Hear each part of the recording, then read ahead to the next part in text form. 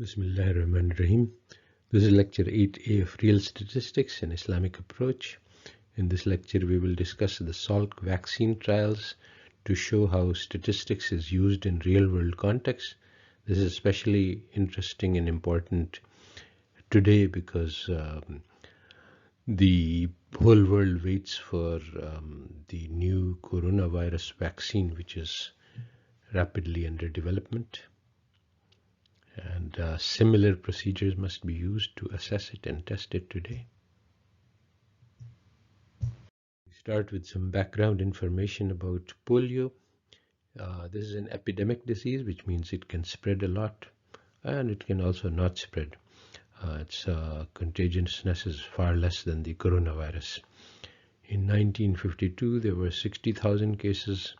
In 53, there were 30,000 cases. So there is a lot of fluctuation which happens in the number of cases without any intervention. At that time, many vaccines were being tested, again, just like the coronavirus. Among the vaccines, the Salk vaccine appeared very promising. It didn't have any side effects and it produced antibodies in lab tests. So what should we do next? How can we take this to the next level in terms of making it available to the public? So one simple idea is that, well, if it seems to work in the lab, just give it to everyone. But this is not a good idea for many reasons. We don't know about the side effects, and even if there are no side effects, suppose that the number of polio cases went from 30,000 to 10,000. How would we know if it was the effect of the vaccine or whether it was a natural case in which the epidemic didn't spread for some other reason? A fundamental principle of comparison is that it always requires two groups. When you compare, you're comparing two different things. So there is a treatment group and a control group. So the treatment group gets the drug and the control group does not get the drug, and then we compare the outcomes. So there are many examples to see why the control group is always necessary. Suppose we give a tutoring to all students and all students do well. Can we conclude that the tutoring worked? Well, maybe all students did well for some other reasons other than the tutoring. Maybe the exam was easy. Maybe the students worked hard and would have done well without tutoring. For example, in the Pakistan rates, as a second example, infant mortality has gone down from 120 to 130. So we can say, oh, Pakistan has done very well. It has cut down the rates to 25%. Well, that's just Pakistan in isolation. Who are we comparing it to? So if we look at the world, then nearly everybody in the world has done similarly very well. So this is not necessarily a good comparison. So depending on the control group, the same number can come out to look good or bad. Who are you comparing with? And by omitting the control group, we can often make huge mistakes. The second requirement for a valid comparison is that the treatment and control groups must be similar. This often is violated in real-world examples. For example, in surgical treatment, it can happen that the patients are chosen on the basis that they are fit for surgery. Fit for surgery means that they don't have any other problems. So if you choose the patients who are fit for surgery and operate upon them and then look at the effects and you compare them to the other people who were not fit for surgery, then there's automatic bias because the patients who are not fit for surgery are suffering from other problems and they will tend to do worse. So if we look at the performance and we say, oh, look, the surgery worked very well, these patients have a high 5-year survival rate, and the control group did not, this may not be due to the good effect of the surgery, but due to the bad effect of not being chosen for surgery. So there is a problem if the treatment and control group are not similar. One of the great contributions of the founder of statistics was randomization. He decided that one way to balance the control and treatment group was to assign he was working on agriculture, so he assigned agricultural plots randomly to the treatment and the control group. This seemed like a crazy idea at the time because instead of choosing, it seems like you can always make a good choice, but you're giving up choice and just letting a coin toss decide. But actually, randomization has some very powerful beneficial effects in the sense that it automatically creates equality between the treatment and control group, even if the relevant factors are unknown. Even if so this is very useful in as if you have a large sample and you randomize, you can automatically balance the treatment and control group and make them equal on factors, even if you don't know those factors, because randomly you will choose the factor in the same proportion in both the treatment and the control group. When the treatment and the control group are not chosen randomly, there is often a failure in balancing, and this leads to strong biases in experiment. This is a illustration of how when you don't choose control group randomly, how this can lead to a failure of the studies. So here, this is a study of studies, 51 research studies on one of the types of surgery, which is a difficult, complicated heart surgery. So there were 24 and 7 and 1, the first line, were studies done with no controls. You just operated and then you did a subjective evaluation. Yes, this worked. And so in these studies, there was a lot of enthusiasm. People who did such studies said that, yes, this is a great surgical procedure. 24 out of the studies said that, yes, this is very good. 7 said this is moderately good. And there was only one study which said that this is not a good procedure. Then there are 15 studies which were controlled but not randomized. And again, 10 of these 15 studies said that this is a great surgery. But when used randomized controlled surgery, the control group and the treatment group were chosen at random, then 3 of the 4 studies said that there is no advantage to this surgery. So this shows how important it is to use a randomized control group, which will ensure that the control and treatment group are balanced and similar in the respects which matter. So there are actually many methods of choosing control groups because very often the randomization cannot be done or is very difficult.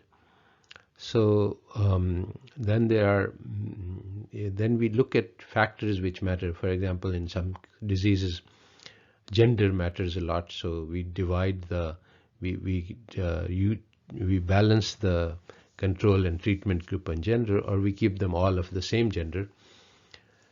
So that's called matching. There's one method which is often used because people confuse random and arbitrary. So if I say that I just point to a student in random and I say, okay, you are in the treatment group, and I point to another student at random and say you are in the control group. So this seems like a random choice, but random has a very technical meaning. Random in English language, random means arbitrary, chosen without a system. But in statistics, random means that everyone must have an equal chance of being in treatment or control group. And this cannot be done by just any scheme which comes to our mind. Another method is subjective assignment. I just the person who is experimenting chooses the treatment and control and tries to match them on subjective grounds. This has been done quite often, and it has been shown to fail. So it's certain types of biases come up without our knowledge. And then there are the historical controls that you take for example, in surgery, you take what happened last year to the patients who didn't have this surgery, and then compare them with this year. or we look at what was happening 10 years ago. And this has some other biases, like, for example, the disease might be changing, or the general level of medicine might be improving, and this might lead to a improved outcome without any particular favor to the surgical treatment. So lots of methods of finding controls, and most of them lead to bad results. The best method is the randomization method. That's why it's called the gold standard. Now we come to the original NFIP, National Foundation for Infantile Paralysis. Infantile paralysis is the technical name of polio. And the original experiment was designed as follows: that grade 2 was chosen as the treatment group, and 1 and 3 were chosen as the control groups. So the idea was to vaccinate all children whose parents consented to the treatment in grade 2, and to leave grades 1 and 3 as control. So this is not a randomized choice, and it suffers from many problems which might occur.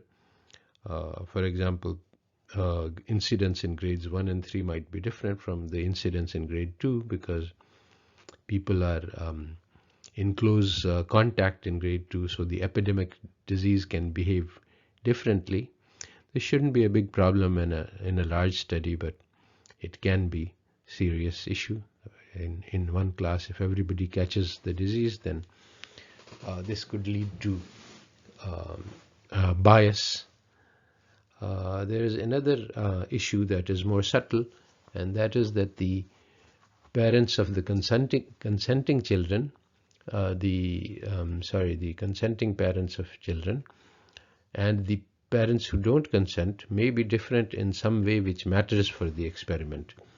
And that is actually turned out to be the case. So it turns out that the group of children whose parents consent and the group of children whose parents don't consent are different in ways which matters for this experiment.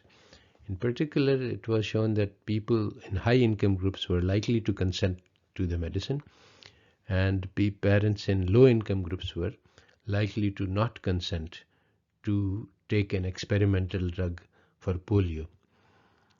Now, if income does not matter for the disease, then this would not be relevant. But in fact, income did matter, because it turns out that polio is a disease of hygiene, and low income groups were more resistant to polio because they were living in less hygienic conditions, and they had more exposure, which created some sort of a natural immunity. And this is unlike most diseases which attack the poor far more than the rich. Polio is actually a disease which affects the rich more than the poor. In technical language, we can say that income is a confounding variable because it is different between the treatment group and the control group in the NFIP experiment. That is because in the treatment group we only have consenting children, and in the control group we have both consenting and non-consenting children. And income matters for the outcome because the people in high income groups, the consenting children, the people in the treatment group, are more susceptible to acquire polio. So the treatment and the control group are not matched with respect to the treatment of interest. So some people recognize these problems with NFIP and designed an alternative experiment, which was a randomized controlled double-blind experiment. So this was done by taking those people who consent and assigning them randomly to treatment and control. So now this time only the people who consent are in the experiment. The people who do not consent are not part of the experiment at all. So this is like conditioning on the confounding variable. You take the confounding variable and hold it constant, or you match it across the treatment and control. So this eliminates the major flaw in the NFIP experiment. Here are the results of the study. The two studies are compared here. NFIP is on the right hand side, and the randomized controlled double blind, which is RCDB. And if we look at this, we see that the treatment group had 200,000 people, and it had a polio rate of 28 per 100,000, which means that the total number of cases was double of this, 56. The number of cases is reduced to a rate, and normally it would be a percentage, but because polio is a very, very small, a rare disease, so the rate is given in 28 per 100,000. This is to make it comparable across the two studies, because the group size was different. And so you can't compare the actual numbers, you can only compare the percentage rates. So if we look at these rates, we learn a lot of different things from these tables, but we see that the treatment groups in both experiments had low rates of around 28 or 25 per 100,000, and the control groups had higher rates, but they were different in different experiments. So we will study this a little bit more carefully in a bit. So as we've already discussed, rates per 100,000 adjust for different group sizes. There is an elementary fallacy if you just compare numbers without looking at group size. For example, if we say that the number of deaths in accidents, in car accidents, has increased a lot from 10 years ago, this is a fallacy because the population has also increased a lot since 10 years ago, and the number of cars on the road has also increased. So somebody said that if you look at the number of deaths in airline crashes, the small airlines have fewer deaths. Well, that's because small airlines have very much fewer traffic. If you adjust the total, if you look at the numbers in relation to the total population size, then you get a fair comparison. And so failure to adjust for group size is a big mistake.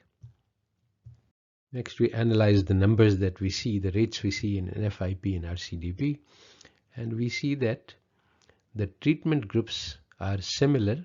Both had rates, they had rates of 28 and 25. These are small differences, and these are due to random fluctuations, as we have already studied. You can see that there is no significant difference if you do the calculations, but we should also develop some intuition. We should be able to see that the difference of 3 cases and 100,000 can't really be a significant effect. And so in the randomized controlled experiment, all of the people who received treatment were those whose parents consented. In the NFIP study, it was also the same, only the consenting parents' children received treatment. So in that sense, the two groups are similar and the outcomes are similar. What about the non-consent group? Well, neither of these studies will give us any information about that group, because in neither of these studies were non-consenters allowed to take the medicine. We did not force the medicine on anyone. So what would happen to the non-consenters cannot be known, because we have a control group, but we have no treatment group. We have nobody who did not consent but were still in the treatment group. But what about the control group? Well, if you look at the RCDB experiment, in the control group did not receive any medicine. The 71 cases out of 100,000 had polio, and in NFIP there were only 54. So this is different quite significantly. Why is this so? Well, if you look at the control group in the randomized experiment, these were only the high income people, because these were the consenters. These were the people who agreed, but then they were assigned at random to the control group. And because of the high income group, the susceptibility to polio is high, and so the cases of polio are higher when they did not receive any medicine. In the NFIP group, the control group was grades 1 and 3, and these included both consenters and non-consenters. And so the nature of the control group is different. It has both some people who are low income and resistant, and others who are high income and not so resistant. So because of the non-consenters in the control group in NFIP, the rate of polio was lower in NFIP. But in neither case did they achieve the 28 rate which is occurring in the treatment group. So the polio vaccine does seem to be effective in even in comparison with the unbalanced control. If you look at the no consent groups, you can look at the rate in NFIP and RCDB, and they are both very, very similar, 44 and 46. So in the no consent group, if you don't give the vaccine, the rates appear to be around 45, and this is still smaller than the 26 rate that you get in the treatment group in both of the studies. So again, the rate seems to be, polio vaccine seems to be effective. Now the three control groups are quite different. In the RCDB group, the controls are all the people who had consented, and they have the highest rate because these are the high income groups, and that's 71 per 100,000. In the NFIP group, the no consent group has the groups are mixed. In grades 1 and 3 you have both consenters and non-consenters, so it's a mixture of consenters and non-consenters, and this has a rate of 54, which is between the consenters and the no consenters. In both the groups, if you look at the people who did not consent, you get the same rate of 45. So you see, if you mix the consenters and non-consenters, you get 54. Consenters by themselves have 71 rates, and the no consenters have 45 rates of polio. These are all control groups where there is no polio. This emphasizes the importance of choosing the control group in a way that matches, because if you don't choose the control group to match, then you get different rates. So the RCDB control group is the correct match for the RCDB treatment group. But in NFIP, the treatment and control group are not matched with respect to consent. So finally, we end this with some concluding remarks. The most important are that we must have two groups to make comparison. We cannot evaluate a group and say this is good or bad without having an alternative. The treatment and group and control group must be similar with respect to confounding factors. If they are not matched on the confounding factors, then you can get different results. What is a confounding factor? This is something which is important to understand. Not all factors matter. We can't make treatment and control groups similar on all factors, because then they would have to be the same person. But the confounding factor is something which affects the treatment and affects the outcome, in the sense that if you have difference and confounding factor in the treatment and control groups, then this will have an effect on the outcome. The only sure method to ensure this match is randomization. Many other methods are used because randomization is often not possible or feasible, but all of these methods are subject to difficulties and biases, and even randomization can have some problems we will mention in later lectures. And that's why the blind and double blind are issues that are discussed. We will discuss them later. This can cause problems even in randomized studies.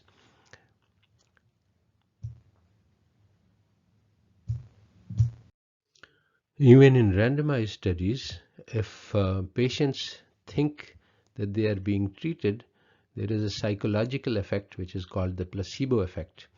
And the psychological effect is that the patients get better even if they are not receiving medicine.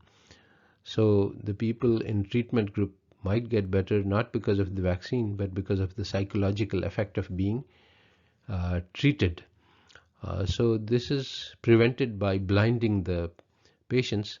Everybody is given a pill, everybody is given a medicine, but the people in the control group receive a dummy medicine which doesn't actually have real medicine, to match the treatment and control in this way. And similarly, the doctors who know that the patients are receiving medicine might, in ambiguous cases, in cases where it's difficult to diagnose, might say that, oh, this guy received medicine, so he cannot have polio, and they might make a wrong diagnosis. So even the experimenter can be blinded to even better control the experiment, and this is called double blind. And this is to ensure a match between the treatment and control group even after randomization.